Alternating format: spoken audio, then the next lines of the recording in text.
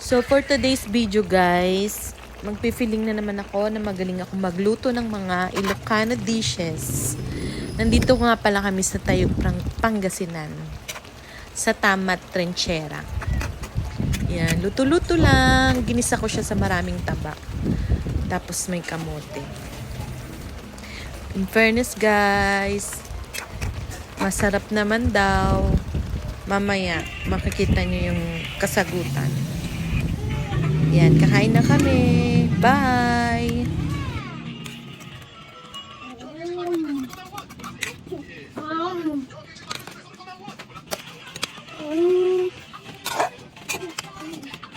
Ayaw mo magluto. Sarap. Ayaw ano pala? Ay, oo nga. Masarap ba? Sarap. Sarap oh. Mm. Labas.